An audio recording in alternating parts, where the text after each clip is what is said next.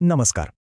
स्पर्धा परीक्षांची तयारी करणाऱ्यांसाठी वनस्पती पोषण हा विषय अनेकदा ओळखीचा वाटतो, पण थांबा.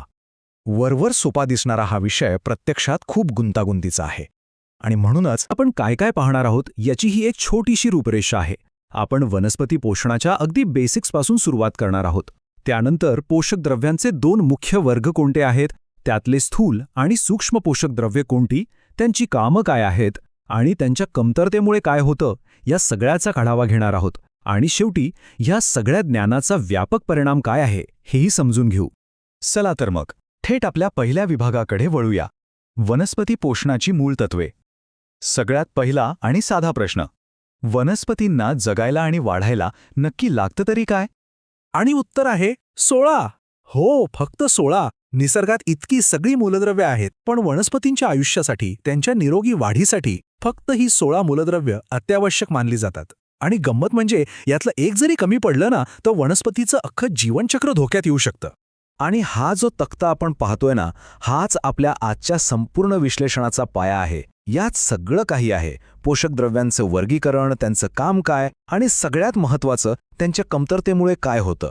आपण आता याच तक्त्याचा धागा पकडून एक एक गोष्ट सविस्तरपणे समजून घेणार आहोत. बरं, तर ही जे 16 आवश्यक मूलद्रव्ये आहेत, त्यांचं वर्गीकरण कसं केलं जातं? खूप सोपं आहे. वनस्पतीला कोणतं मूलद्रव्य किती प्रमाणात लागतं यावर सगळा खेळ अवलंबून आहे. काही जास्त लागतात, काही अगदी कमी, आणि याच आधारावर त्यांचे दोन मुख्य गट पडतात. आणि ते दोन गट म्हणजे स्थूल पोषक द्रव्ये म्हणजेच मॅक्रोन्यूट्रियन्ट्स आणि सूक्ष्म पोषक द्रव्ये म्हणजेच मायक्रोन्यूट्रियन्ट्स. नावाप्रमाणेच सोपं आहे. जे जास्त प्रमाणात लागतात ते स्थूल आणि जे अगदी कमी म्हणजे मायक्रो प्रमाणात लागतात ते सूक्ष्म. चला आधी स्थूल पोषक द्रव्यांबद्दल बोलूया. यात येतात कार्बन, ऑक्सिजन, नायट्रोजन, फॉस्फरस ही सगळी नावं बघा. हे वनस्पतींचे बिल्डिंग ब्लॉक्स आहेत. म्हणजे त्यांच्या पेशी, प्रथिनं, हरितद्रव्य सगळं काही यांच्यापासूनच बनतं. म्हणूनच तर ते जास्त प्रमाणात लागतात. आता वळूया सूक्ष्म पोषक द्रव्यांकडे. यात आहेत लोह, बोरॉन, झिंक इत्यादी. ही लागतात अगदी कमी प्रमाणात. पण याचा अर्थ असा नाही की ती कमी महत्वाची आहेत. अजिबात नाही. यातले एक जरी कमी पडला ना, तरी वनस्पतींच्या वाढीवर आणि आरोग्यावर खूप गंभीर परिणाम होऊ शकतो. ओके, तर आता आपण या स्थूल पोषक द्रव्यांपैकी काही महत्त्वाच्या घटकांबद्दल जरा डिटेलमध्ये जाणून घेऊया. त्यांचं नेमकं काम काय आहे आणि ते कमी पडल्यास काय होतं ते पाहू. सुरुवात करूया नायट्रोजनपासून. नायट्रोजन म्हणजे वनस्पतींसाठी एक प्रकारे प्रोटीन पावडरच आहे. प्रथिने आणि हरितद्रव्य म्हणजे क्लोरोफिल या दोन्हींचा हा एक अत्यंत महत्त्वाचा घटक आहे. क्लोरोफिलमुळेच तर पानं हिरवी दिसतात आणि सूर्यप्रकाशातून ऊर्जा बनवतात. मग विचार करा, नायट्रोजन कमी पडलं तर काय होईल? बरोबर, क्लोरोफिल बनणार नाही आणि पानं पिवळी पडायला लागतील. त्यांची वाढ खुंटेल. पुढचं आहे फॉस्फरस. फॉस्फरसला वनस्पतीचं पॉवर बँक म्हणायला हरकत नाही, कारण प्रकाश ऊर्जेचं रासायनिक ऊर्जेत म्हणजे एटीपीमध्ये रूपांतर करण्याचं महत्त्वाचं काम हे करतं. ही ऊर्जा नसेल तर वनस्पतीचं सगळं कामच ठप्प होईल. पानं अकाली गळतील, फुलं यायला उशीर होईल आणि वाढही खुंटते. आता बोलूया पोटॅशियमबद्दल. पोटॅशियम म्हणजे वनस्पतीच्या शरीरातला एक मॅनेजर.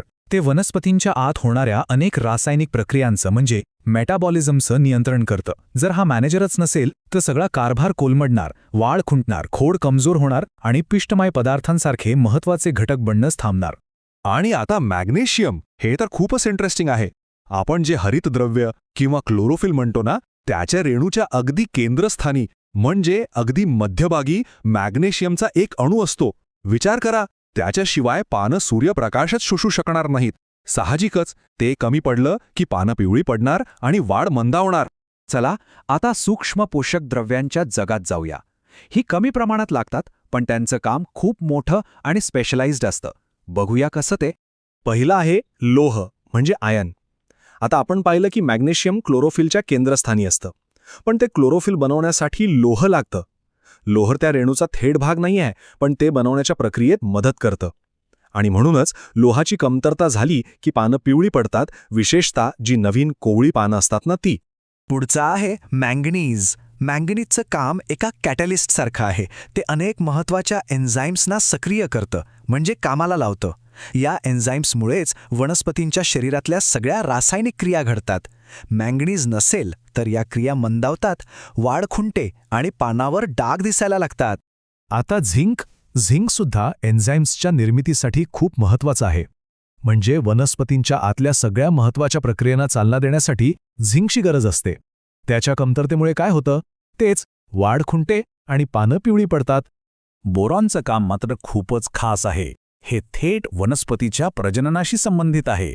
म्हणजे फुले आणि फळे तयार होण्यासाठी बोरॉन अत्यंत आवश्यक आहे. जर बोरॉनची कमतरता असेल तर वनस्पतीला फुलेच येणार नाहीत. किती स्पेसिफिक काम आहे बघा. पुढे आहे क्लोरीन. क्लोरीनचं काम आहे एन्झाईम्सच्या कार्याला मदत करणं, त्यांना सक्रिय करणं, जेणेकरून वनस्पतींच्या पेशींमधलं काम सुरळीतपणे चालेल. आणि जर ते कमी झालं तर पानांवर एक विशिष्ट प्रकारचा रोग दिसतो, ज्याला मॉटल्ड लीफ डिझीज म्हणतात. आणि आता मॉलिब्डेनम, याचं काम तर खूपच युनिक आहे. बघा, हवेत भरपूर नायट्रोजन असतो, पण वनस्पती तो थेट घेऊ शकत नाहीत. मॉलिब्डेनम काय करतं, तर त्या हवेतल्या नायट्रोजनला वनस्पतींना वापरता येईल अशा स्वरूपात बदलायला मदत करतं.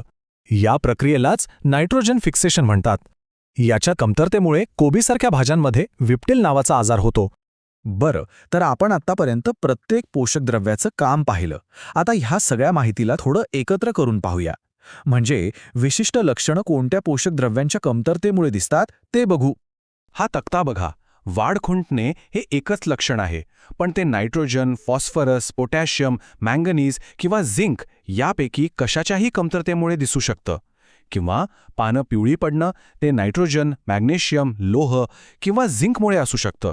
यावरून एक गोष्ट लक्षात येते की वनस्पतींचं निदान करणं किती गुंतागुंतीचं असू शकतं. चला